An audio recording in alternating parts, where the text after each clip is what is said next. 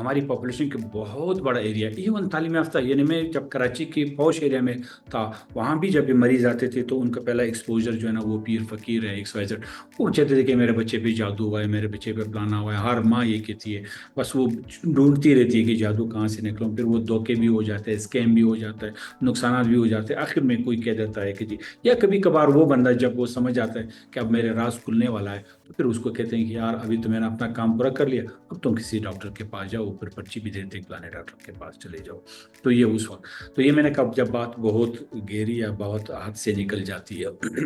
ہوتا یہ ہے کہ جی ان کے لیے ایسس بڑا ایزی ہے، ان کے لیے وہاں حالات ویسے ہے، ہماری طرح سے جو ایسس ہے کہ جی آپ نے پروٹوکول میں آنا ہے، آپ نے اس میں آنا ہے، پھر آپ نے پرچی کاٹنی ہے، پھر آپ نے ڈاکٹر کو دکھانا ہے، پھر اسے ڈائگنوسس کرنا ہے، پھر آپ کے پاس رش، تو یہ چیز جو ہے نا عام طور پہ ہر آدمی اوائڈ، آپ بھی خود اندازہ لگائیں کہ جب آپ فروٹ کی بھی کوئی چیز لیتے ہیں جہاں پہ آپ ایزی نہیں ہوتے تو اس دکان سے آپ کسی اور دکان کی طرف نکل جاتے ہیں، کپڑوں کا بھی یہی، مارکیٹ کا بھی یہی، تو انسانی ایک نفسیات ہے جو کہ انسان کے ذہن میں اس کے مطابق ہوتی ہے۔ اب کہنے کا مقصد یہ ہے کہ وہ ان کے پاس، پھر دوسری بات ہے کہ وہ لوگ، میں الزام نہیں لگاتا، بہت اچھے لوگ ہیں، ملا میں بھی، حاکم میں بھی، اس میں بھی اچھے لوگ ہیں، لیکن کچھ لوگ جو ہے نا وہ اس کے لیے ایک اسپیشل قسم کے ورڈز ادا کرتے ہیں، اسپیشل قسم کے وہ کمال کرتے ہیں، پھر انہوں نے اپنے کچھ لوگ وہاں درمیان میں چھوڑے ہوتے ہیں جو لوگوں کی پرسپشن کو چینج کرتے ہیں، اس نے فلانے کو ایسے اٹھایا، فلانے کو اس طرح وہ کر دیا، فلانے کو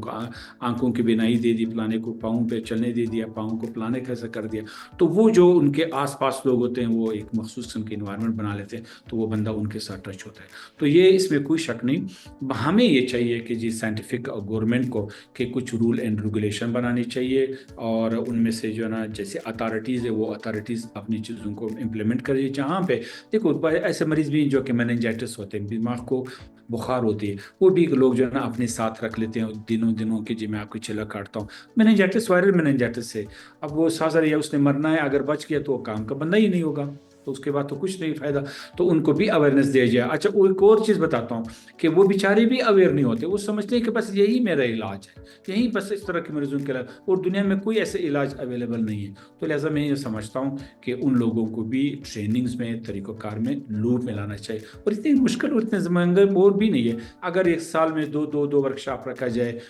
نوٹیبلز کا، ملا صاحب کا، حکیم صاحب کا، یہ جو جادو والے لوگ ہیں انہی کا رکھا جائے، ان سے کہا جائے کہ جی آپ یہ والے مریض آپ کے ہیں، یہ والے مریض جو ہے نا آپ اسپتال میں بھجواتے رہیں تاکہ ان کا فائدہ ہو، کچھ مریض مطلب کچھ سلولی گریجولی ایوولوشن ہوتا جائے گا تو لوگ اویئر ہوں گے، تو میرے خیال میں ان کو لوپ میں لانا چاہیے۔